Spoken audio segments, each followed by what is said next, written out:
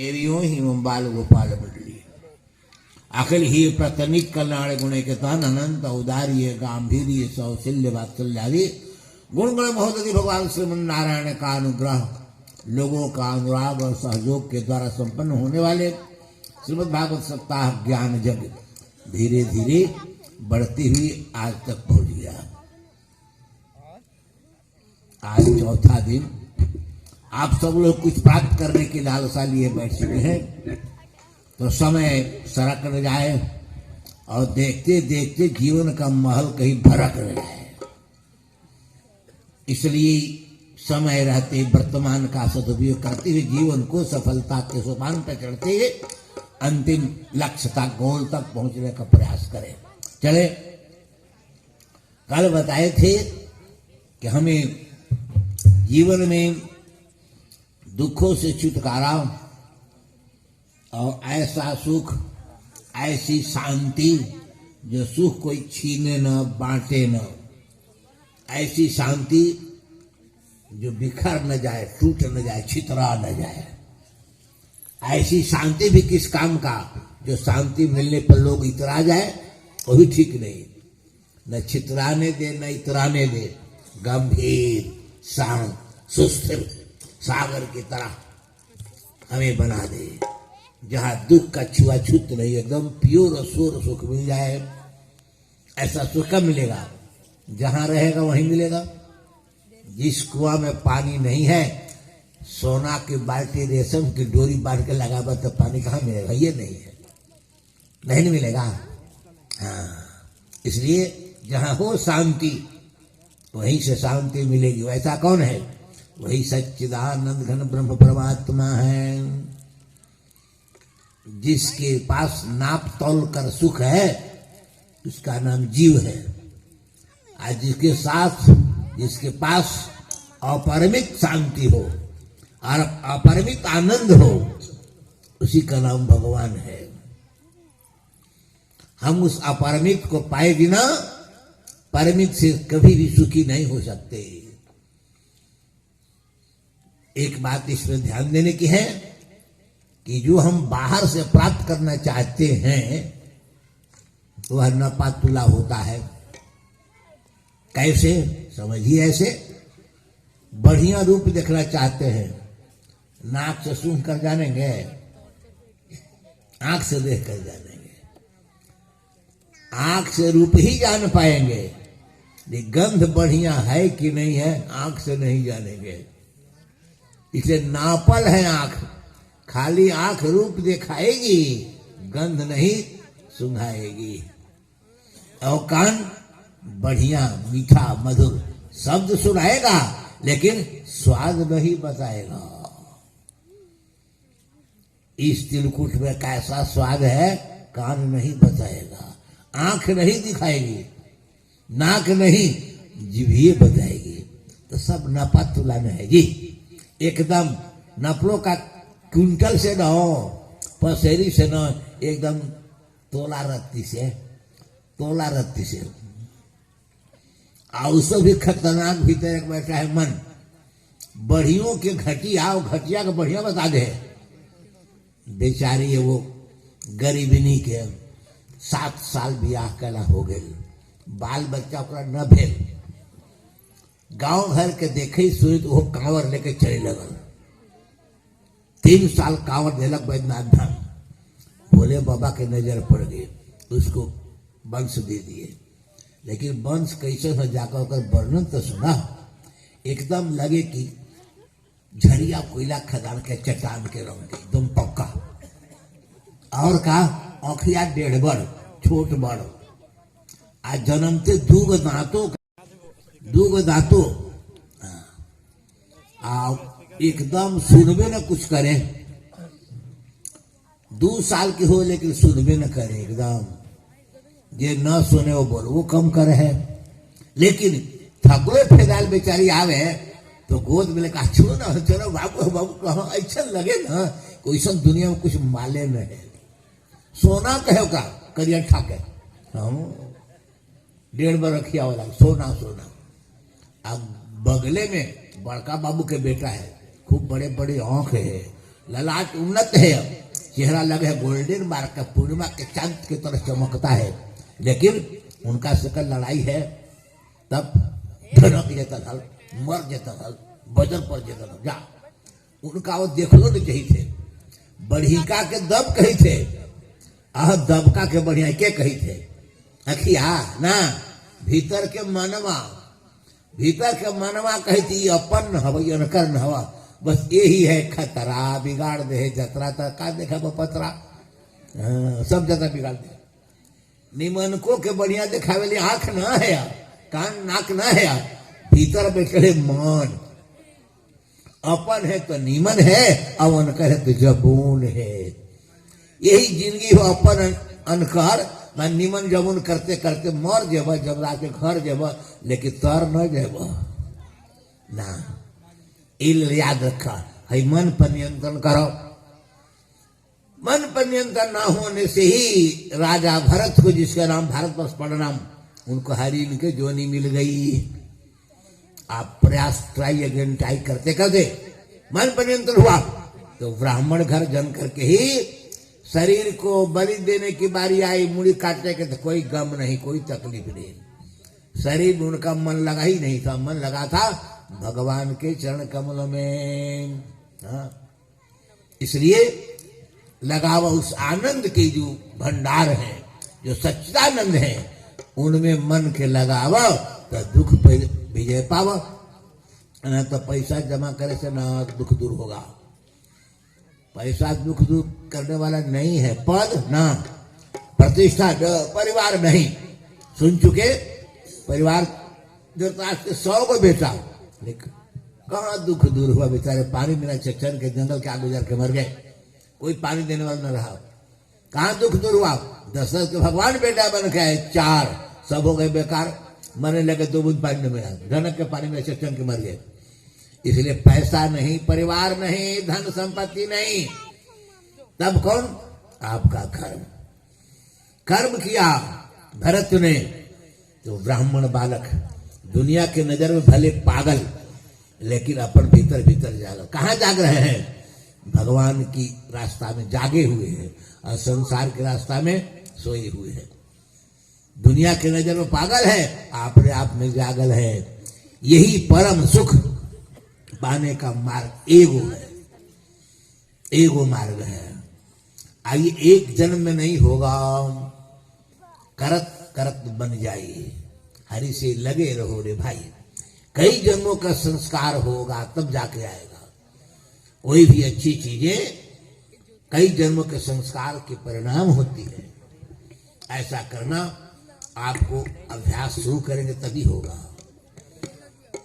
और उसमें 4 चीज है, 4 में से एक में ही मन अगर रम गया ना तो आपको दुखों पर सदा के विजय मिल जाएगी। क्योंकि संसार को प्राप्त करने के लिए जो प्रयास करेंगे वहां धोखा ही धोखा है। और 4 में मन लगाइए। कौन 4 है?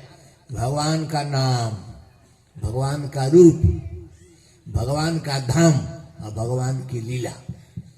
इन 4 में से किसी एक मन को लगा लोगे ना तो याद रखो आप सदा दुखों पर विजयी हो जाओगे।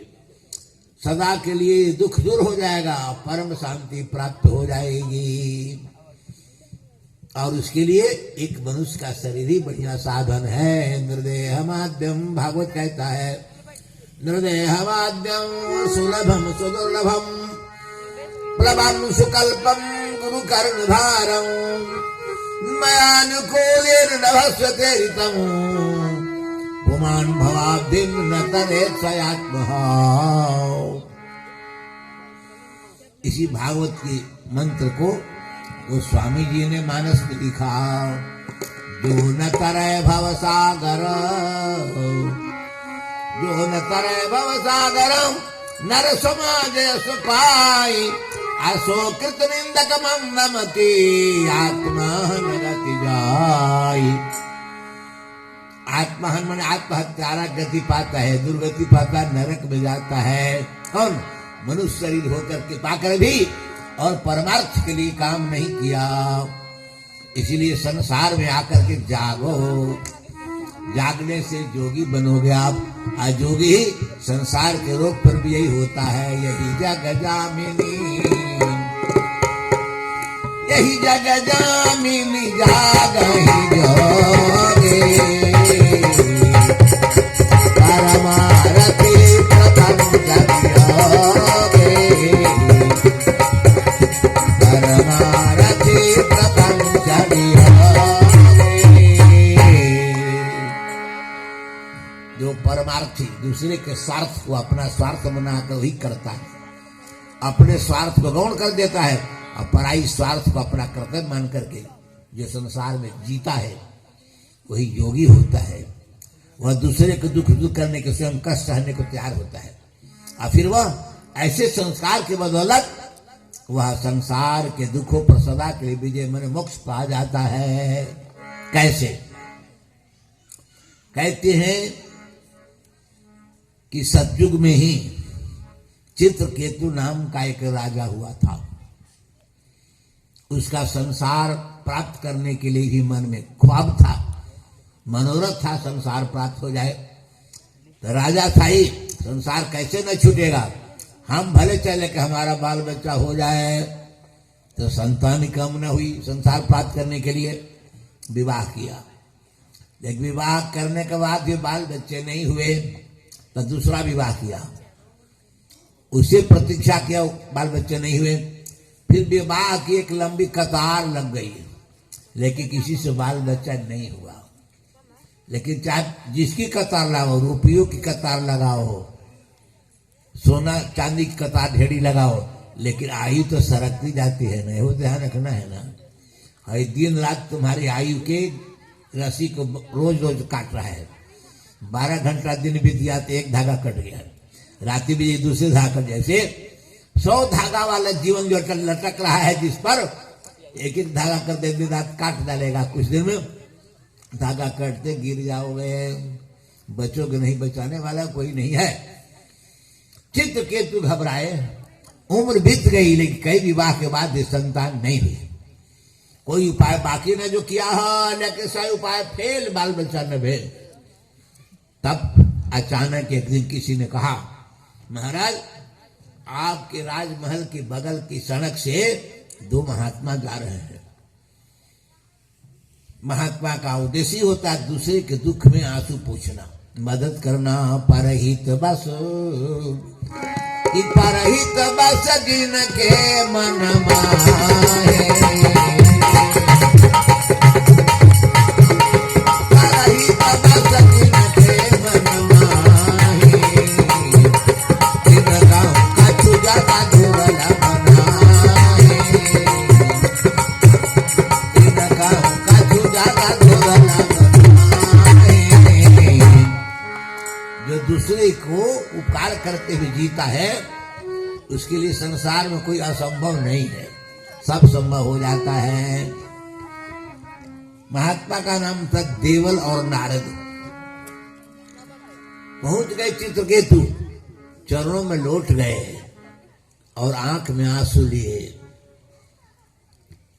उलझे हुए कंठ से धीरे धीरे बोले, बाबा बहुत दुख में जी रहा हूं। कहा, क्या दुख है?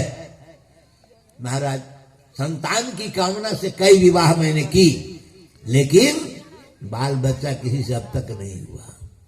गद्दी सुनी होगी, जीवन अंत होने जा रहा है। नारद जी ने देखा नीचे ऊपरी और कहा कि राजन, सच्ची बात कहता हूं कि 7 जन्म में तुम्हें बाल बच्चा पर नजर नहीं पड़ेगी।